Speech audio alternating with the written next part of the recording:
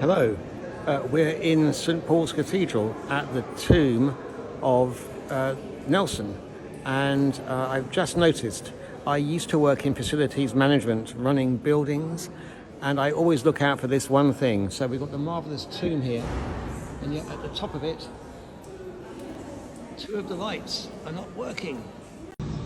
And I've just seen this poem.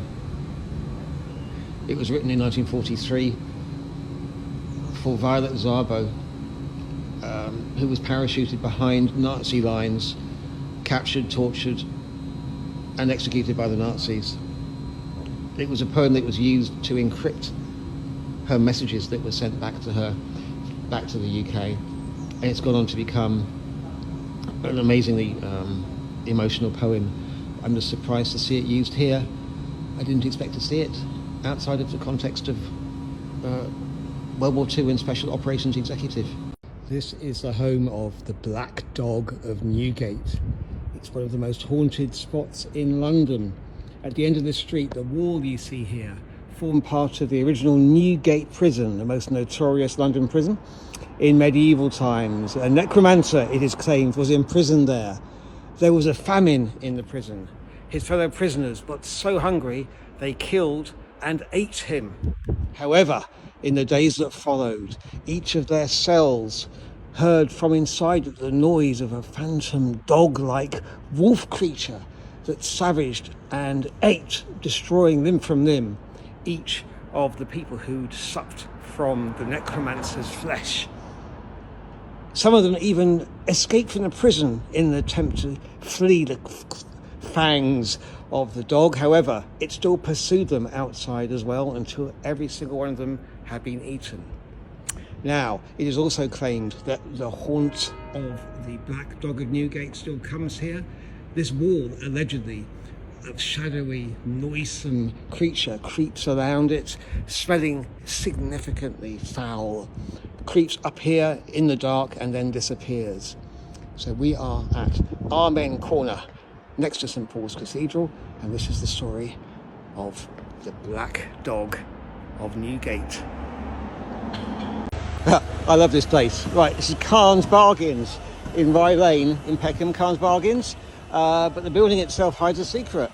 Built in the 1930s, when Mr. Khan, who was an Afghanistan person, started to rent this place, he suddenly noticed there's something rather special in it. If you walk towards the back and look up, you will see this amazing Art Deco light installation.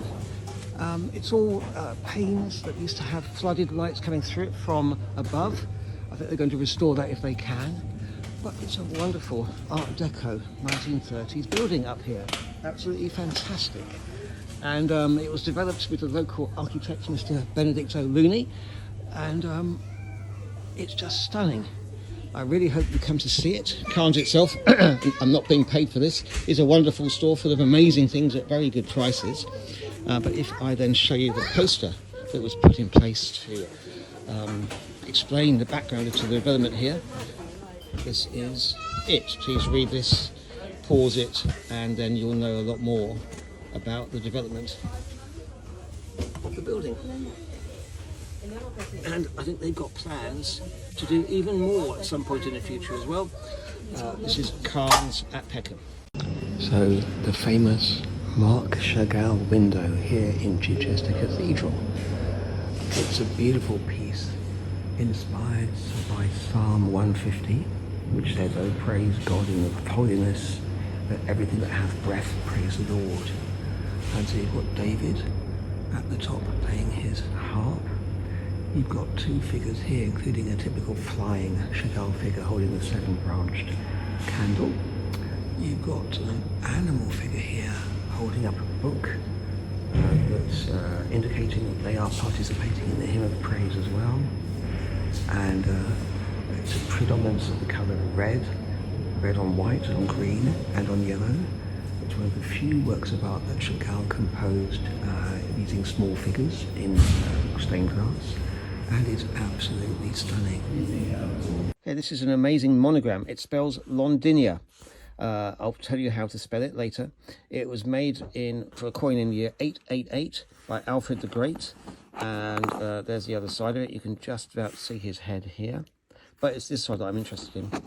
Okay, so it spells the word Londinia. It's in a monogram. The L is just here. Starts here, goes down to there. Then there's the O in the middle. Then there's N, like that. Then there's the D here. I, N, of course, I. And the A, you can just about see it's here. And the little bar across here spells the A. So this coin was made when Alfred the Great reoccupied the old original Roman walled London in the year 888 to protect via the defences there against the various invaders that were sweeping in at the time. Before then, from about maybe sometime in the 5th century, what now is the City of London, the original Roman London, had been actually totally unoccupied for those centuries, virtually, and they moved to modern-day Covent Garden.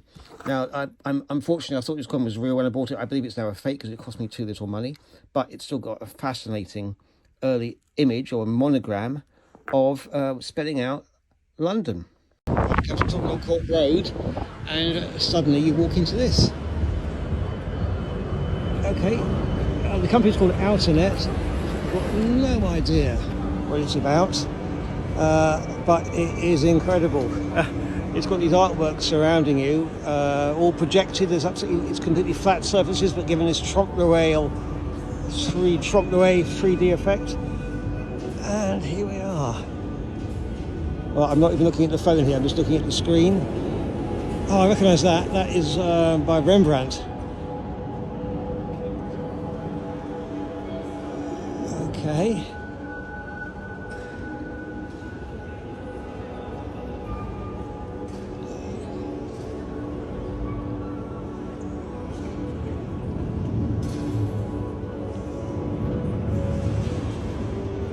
It's a bit like that scene in 2001 where you get the angel and the baby at the end, rather.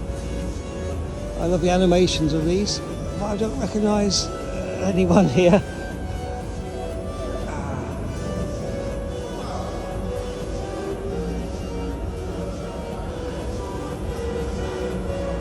Okay, I'm going to stop in a minute, but I recognise a goddess here.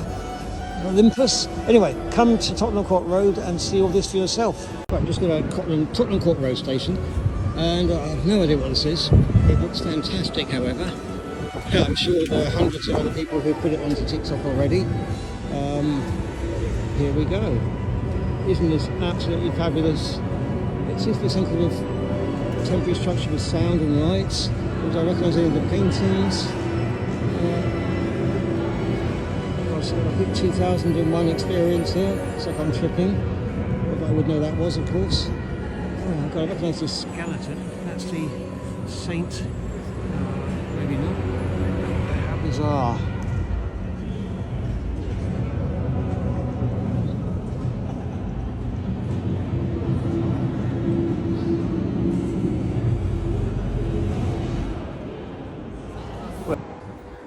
So, this shop over the road, Presman Mastermelt, they have a furnace in the basement at 2,000 degrees, and people take into it wet wipes, Hoover bags, rugs, even from all the shops in Rye Lane and Hatton Garden, where we are now, where they deal with jewellery, because all the fine shavings of dust and of particles that get paired off, and little shavings and fried whatever, they float in the air, invisible, land in people's hair sometimes even, and people don't know how much value these are. So with gold, diamond, platinums going up so much in value, what Presman do is specialise in taking all these rubbish, dumping them in the huge furnace in their basement, and then turning it into money. So people have got thousands of pounds from just taking their old rugs that have been sitting on their steps out for years and years, and then melting it down and getting out the valuable profit. So that's what Presman Mastermelt do for you here in Hatton Gardens. I'm here in historic Rye Lane, next to Hatton Gardens, where all the jewellery is made in London. Fantastic pub. It used to be called the Clock House. Now it's called the Craft Brew Company, but deals used to be done here, and as part of an extra level of protection, the whole ceiling of the pub has been given mirrors in it, including the numbers for the clock here, because allegedly all the dealers would have their supporters here watching from an angle on the tabletops to make sure that no one stole anything or swapped stuff out or otherwise cheated people. And that's why the entire ceiling of this pub in Leather Lane has got all these wonderful images on them, and there's me. So this is a theatrical programme from 1841, including such plays as Married and Buried, The Preceptor's Secret, The Mayor of Garratt, another one, Two Gentlemen in Black, The Married Bachelor, Lovers Perplexed, Gentlemen in Difficulties. Well, they all took place in this very room. Nowadays it's a nice bar, etc., but it used to be a theatre in here. This was the Crown Tavern, and we are in Clerkenwell Green as I speak. Let's just prove that by going out the window and showing you the Clerkenwell Green area. But I just can't really imagine how a theatre could have been in this room. Perhaps it was a little bit wider than this as well, but this is the genuine place. Downstairs we've got a connection to Karl Marx and Stalin as well, which I'll put in a video in a few minutes' time. Right, King George IV has got a connection to this pub here. We're at Farringdon, so the pub's in the distance. I'm walking towards it. It's called the Castle, and George was probably one of the worst kings we've ever had, worst monarchs in our history. Very, very unpopular.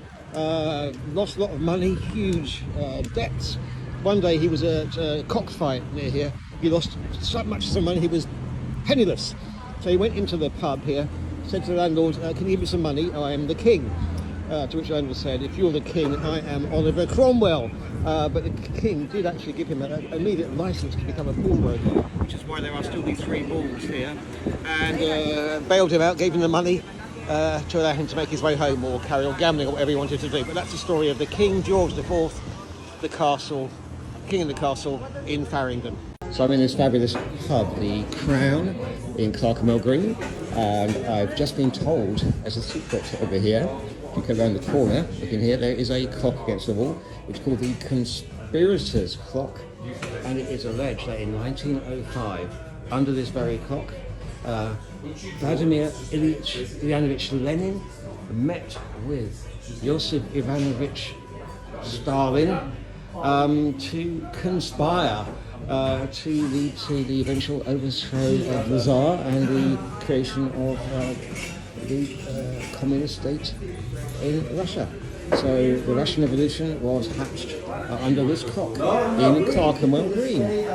So in the 30s, German intelligence secreted an agent sitting in this doorway disguised as a blind match seller in order to spy on people coming in and out of this building, which was at the time the headquarters of SIS, or Secret Intelligence Service, which went on to become MI6 as we know now, although it's still really known as SIS.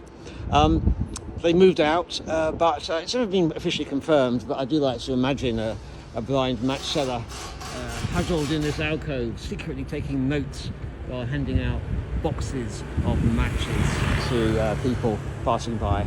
The other interesting thing about it is that the head of SIS lived on the other side of this building at the time, in Queen Anne's Gate, and there was genuinely a secret tunnel between his house and the back of this building, so that at least he alone would not have been noticed by the blind match seller standing or sitting on the other side of the street.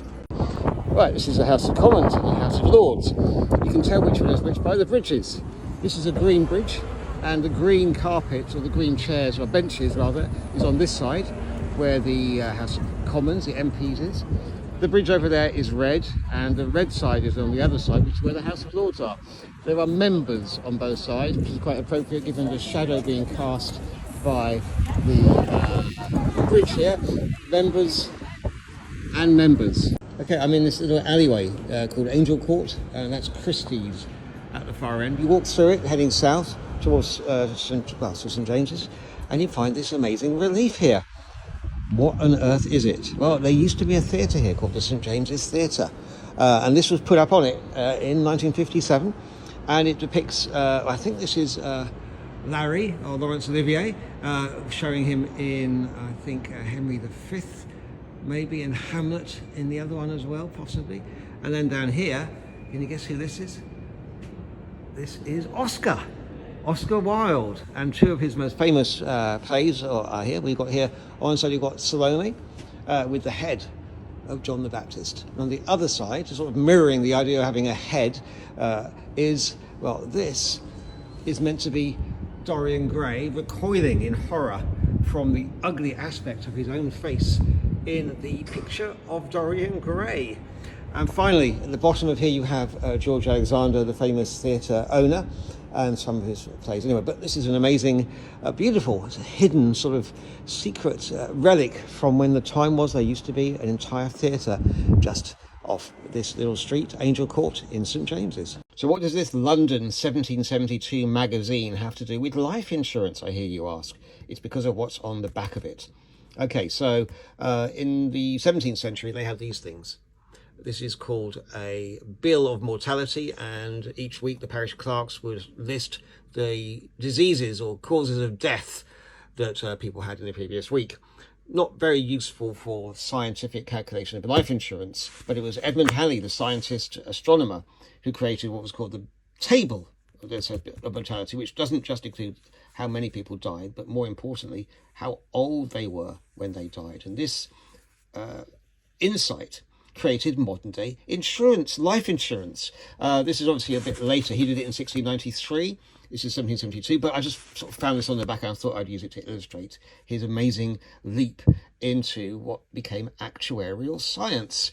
So there you go. And it was this that led people to calculate how much to charge people when they died, instead of the more sort of interesting to us list of how they died, but it's more how much they had charged for death. So your life insurance policy is calculated using this sort of table. So there's something very unusual about this painting that was pointed out to me by a nurse I was guiding here a few weeks ago. This is the amazing masterpiece by Botticelli called Venus and Mars, and she said, look at Venus's feet. So I did look at her feet. I noticed that her little toe, second to her big one, was much longer than the big toe. She explained this is called Morton's toe, or royal toe, or Greek toe, and it's a perfectly natural condition, but it only affects a relatively small percentage of the population, apparently. And I've discovered it's everywhere in medieval painting. Look at this one here. This is a Satyr mourning a nymph by Piero di Cosimo, and again, the toe is longer. Look at this poor doggy, by the way. Well, it's not just these two, but it's also that famous medieval genius Raphael himself also depicts these toes too, by default, as if they are the most common option. And so looking around here, this is Raphael's The Monde Crucifixion, and there we are. There's one toe bigger than the other. There's another one here. But it even stretches as far as to the crucified Christ himself with his big toe, and a smaller apparent toe, bigger one next to it as well. Right, back to the Duke of York. So for 2 years, between 1809 and 1811, he was not the commander-in-chief of the British Army. That's because his mistress had been accused of selling commissions, officers' roles in the British Army, and taking bribes to do so, which meant that while she was on trial, he was in disgrace. But unlike our own current Duke of York, dear old Prince Andrew, he was found innocent and eventually was allowed back into public life in 1811. So that's why this Duke of York was exonerated.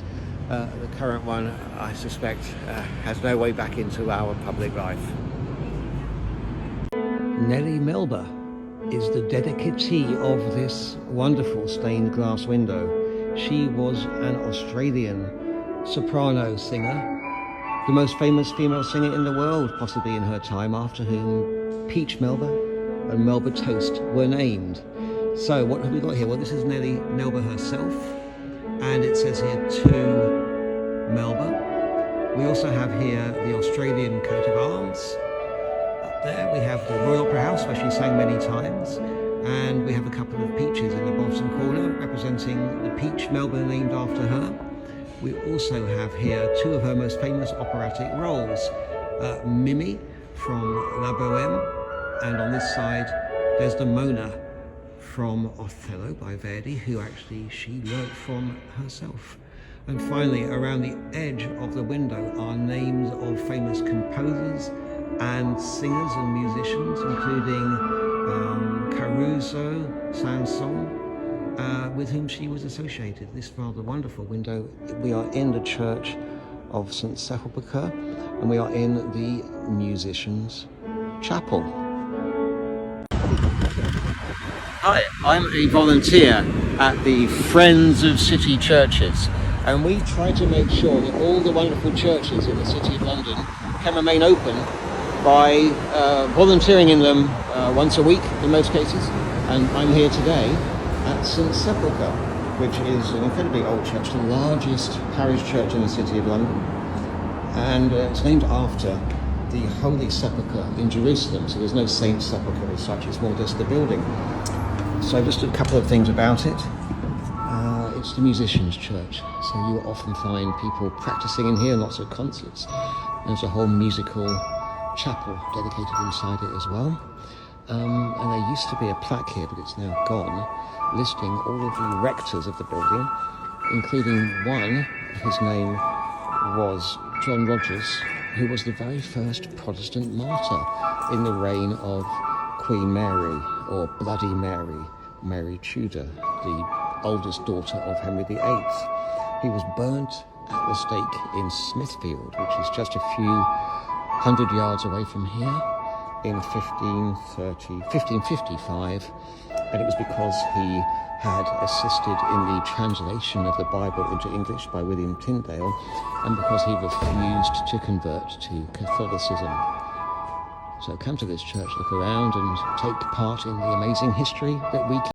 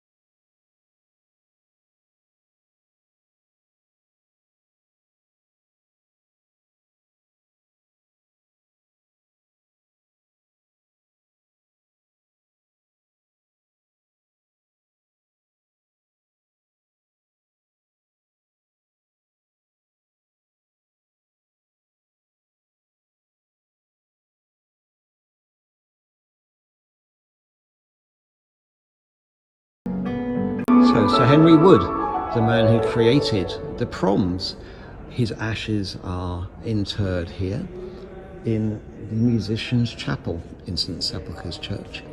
And here is the window dedicated to his life. At the top of it is Saint Cecilia, the patron saint of music. There's an image of him here as a child in this very church, learning to play the organ.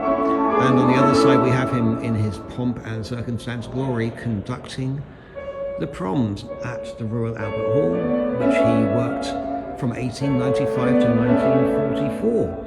Amazing creation. As it says in the middle here, a million hearers caught an echo of the music without flaw. And finally, at the bottom, on the left and the right, we have two German composers, Bach and Handel. And then finally two British composers, Bird and Purcell. And this is the memorial window in the musicians' chapel to that great founder of the proms, Sir Henry Wood, and this is the organ that he learnt to play on, I believe. So, oh my God, this is one of my favourite paintings of all time. We're in the National Gallery. This is by Canaletto, and it's an image of Venice stonemason's yard from about 1728. A couple of things I really love about this. First of all is the use of shadow.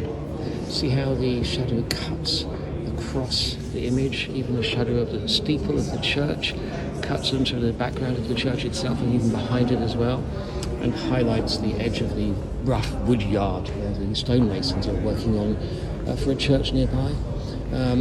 So that's the first part of it, the shadows. The second part is the delicate touches of human nature. People standing in doorways, weaving some thread, I think, working inside a stonemason's yard, cleaning maybe polish. A woman whose child has fallen over, she's trying to rescue him or turn him off. A chicken standing in the window frame. A woman hanging out her washing. And in the distance, people hanging out their washing too. It must be a fine day in Venice in 1528. And this is a fabulous, fabulous work of art.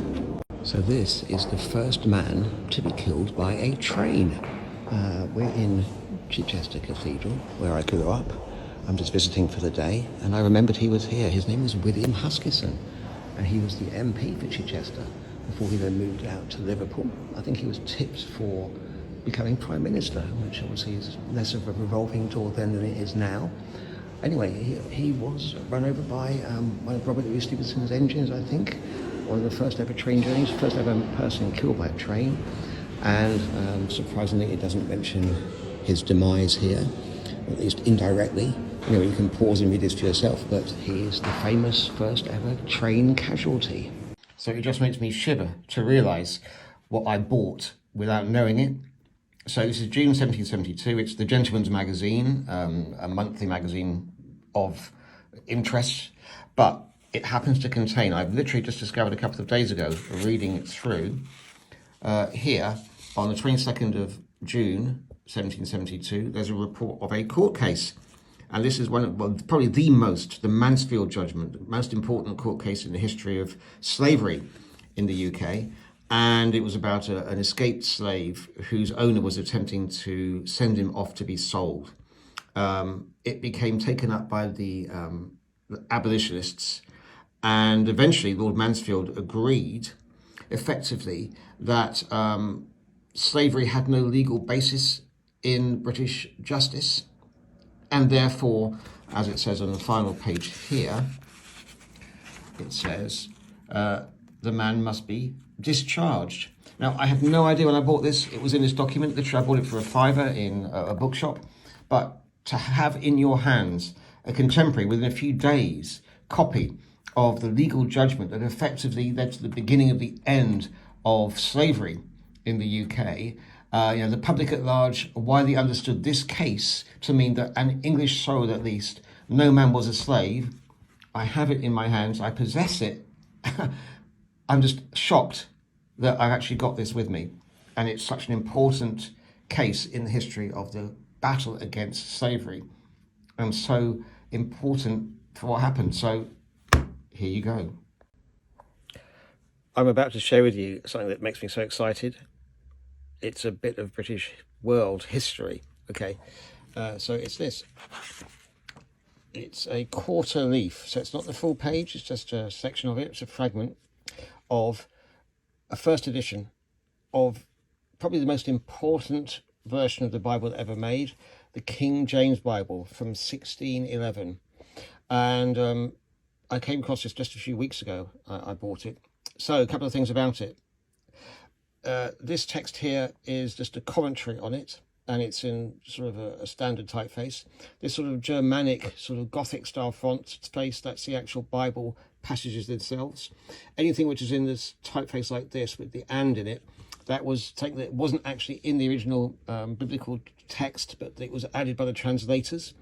And then this image here is relevant to King James himself, as it shows the different nations that he laid claim to. So clearly we have the Rose of England, the Cecil of Scotland, the Harp of Ireland, and Wales was included within England at the time. But this here is the fleur-de-lis because it represents France, and France was for many centuries still claimed to be part of the English or British Empire, even though it was actually owned by the French. Anyway, so I came across this and I thought, amazing.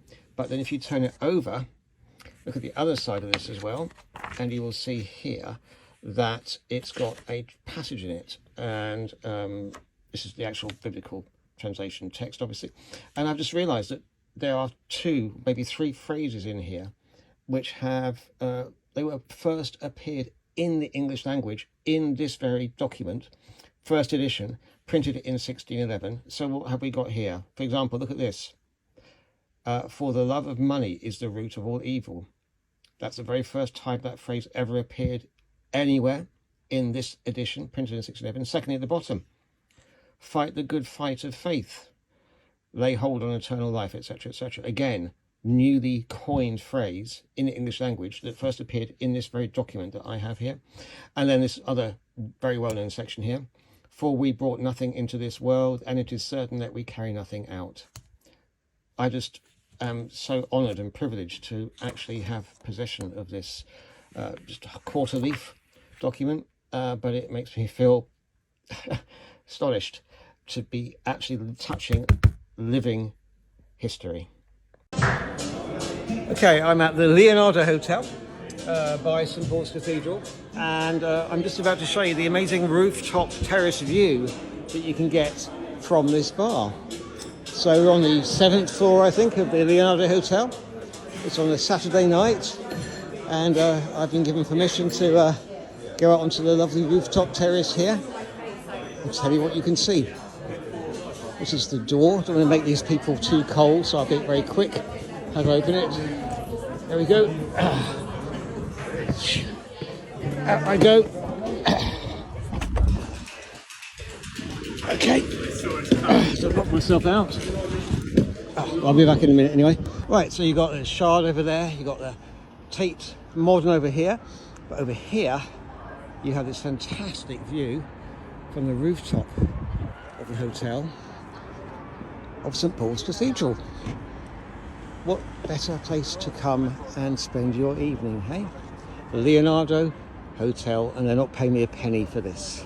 I've just been volunteering keeping this amazing ancient church open, and I've noticed something unusual about the architecture. So although it's the biggest parish church in London, it still, like many other churches, would have been surrounded by houses. And in fact, it is not symmetrical. It would have to fit into the plot of the land around it. It's a tiny, tiny difference. If you look just up here at the top of this building, can you see that on the right-hand side, it's slightly wider than on the left, which means that it's not exactly straight, and the tower here is at slight angles to the main nave of the church itself. The church is home to the musicians' church, and at the moment there's a practice session here by, I believe, Ukrainian refugees. There's certainly a Ukrainian refugee concert orchestra that rehearses and plays here as well. I'm so pleased this art terrorist is at it again. Okay, I've just noticed this park bench here, and someone has screwed this bizarre label onto it, apparently sort of innocent. If you look up this guy, Alfred Willy Rudolf Duschka, he was a Marxist, sort of German intellectual sociologist who was murdered in 1979, and someone else put other bench signs on here before commemorating other similarly bizarre people. So this is East Dulwich Peckham borders, and this is sort of art terrorism, reclaiming benches on behalf of famous strange people from history. I'll tell you about probably the most bizarre death I've ever heard of. Sorry about this. Right, look. It says here Thomas Britton, the musical coalman. His house was here. 1644, 1714. Let me move away from this noise. So basically he was a coalman, but he was incredibly literate, very into music. He created his own theatre in his house here. George Frederick Handel played here amongst other people as well, it is alleged. Anyway, a local magistrate played a joke on him. He employed a ventriloquist called Mr. Honeyman to cast his voice, booming out of the shadows, saying, "Your end is near, on your knees, and say the Lord's Prayer." Terror struck. This singing coalman did indeed do that, but he died a couple of days later out of sheer terror, it is alleged. So that is the bizarre death of the singing coalman, whose plaque is up here, and we are by Clerkenwell Green. Right, I'm looking at the Friary of St John, and I've just noticed a tiny little alley here. A nice horse here, by the way. Look at this. So we've got Lover Than Christmas. Look at this passing alley. Now, I've just read, though it could be a rumour, that the A here is a recent euphemism, and in fact it was an I before, and this was a popular London borough of Pislington, Pissing Alley. This was indeed a local spot in lieu of a loo. Hello, I'm here today at Lancaster Hall, one of the great livery companies of the City of London, and I'm here for dinner, but I wanted to show you something I've just seen inside the door. If you look here, they have a certificate given to Edward Jenner, the freedom of the City of London in 1803, in celebration of his vaccine against the cowpox, which was really the first proper vaccine, and it saved the lives of, I would say, hundreds of millions of people. So, Apothecaries Hall celebrating Dr. Edward Jenner. There's something missing from this amazing model of Roman London. What's missing? I'll tell you. We're in the crypt of All Hallows by the Tower, an amazing church, and this is meant to show Roman London maybe the year 250, because the wall around London was built in about 200. But a new discovery made since this was created in the 1920s and 30s is around here between numbers 2 and 4. It was found a Roman amphitheatre that no one knew existed. In 1988-9, when they were building the gallery, art gallery, it's now open to the public to see, but it wasn't known then. So that's why this model is not entirely correct anymore. You've got the bridge, wood in that point. You've got where we are now, All Hallows by the Tower. This is the Forum and Basilica, the largest one north of the Alps. This is the ancient River Walbrook, which still exists, but purely subterranean nowadays. And this is the fort, built about the year 120 for the Emperor Hadrian. But what we have here is the amazing diorama of Roman London that has something missing. There are 2 American connections in the basement crypt here of the church of All Hallows by the Tower. The first one is this. This is the baptismal register. If you can read this, it says William Penn, of William Penn and Margaret, dated the 6th of January 1644. This is his baptismal register. William Penn was the founder of Pennsylvania. His father had saved this church in the Great Fire, and the debts that the state owed him on his death were given to Mr. Penn, which allowed him to found the state of Philadelphia. The second connection is this gentleman here, John Quincy Adams. And what you have here is from 1797, and we have here his wedding certificate. He married Louisa Catherine Johnson while he was a diplomat accredited to the Navy Office in London. And until the ascension of Mr. Trump, he was the only American president whose wife was non-American. So here we have it, this ancient church of All Hallows by the Tower, well worth visiting, and its 2 American connections. So why is this system so critically important to this church? I'm in All Hallows by the Tower, which is by the Tower of London. It's an amazing church. This cistern is dated 1705, and it has All Hallows on it. I'm not sure what the B represents. In the early years of the 18th century, there are lots of parish records in the city were being destroyed or not maintained, and so the very far-sighted chaplaincy here hid all of their Elizabethan records and later inside this lead system, and it remained undisturbed until 1923, when the records were discovered by chance when opening up this amazing system. You can see the chapel sections inside it here, and that's why this church, unlike so many others in the city, have these incredible, accurate records which allow them to maintain historical discoveries here. And it's so valuable. So 200 years or more they were lost and rediscovered in All Hallows by the Tower in 1923. there's a surprising record in this little chapel of the devastation from the Great Fire of not the Fire of London, the Blitz. Sorry, mistake there. So this chapel used to be a family chapel. It's dedicated to poor Clare, the Saint Clare of who had poverty. But what I'm really interested in is this here. So this is lead.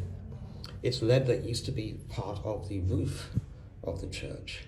And during the Blitz, when the church was destroyed in 1940, the lead solidified, melted, ran down, finding all the holes in the fabric of the church that it could, and it settled here. So this has been preserved as a section of solidified lead roof, a testament to the horrific fire and devastation in this church, which almost entirely destroyed it in the Blitz in 1940.